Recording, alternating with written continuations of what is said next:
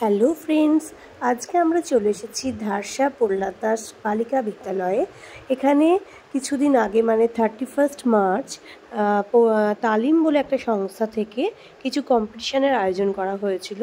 আঁকা, আবৃত্তি, গান, নাচ, হাতের লেখা সমস্ত কিছুর।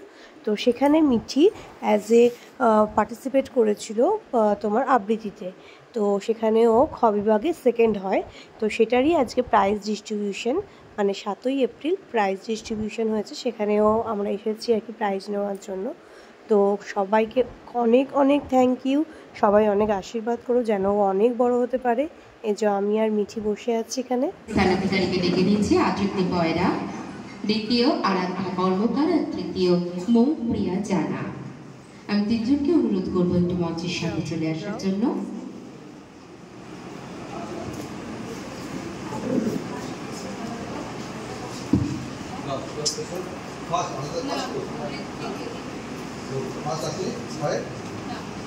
আদ্রিতি বয়রা,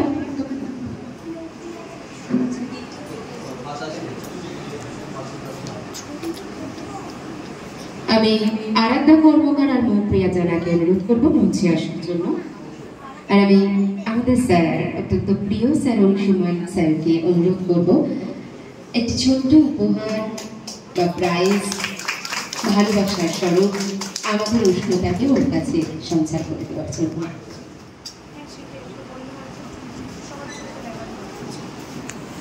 আজকে খুবই ভালো লাগছে যে ও প্রাইজটা পেয়েছে। তো সবার কাছে অনুরোধ, ওকে অনেক আশীর্বাদ করো। প্রাইজ নিয়ে তারপর মোগল থেকে বিরিয়ানি নিয়ে আমরা বাড়ি চলে এসেছি। তো আজকের ট্রিটটা ওর পাপা দিয়েছে, বলেই ছিল যে কিছু হতে পারলে আমি তোমাকে বিরিয়ানি খাওয়াবো।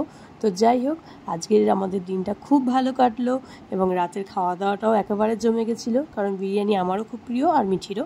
তো চলো আজকের মতন গুড।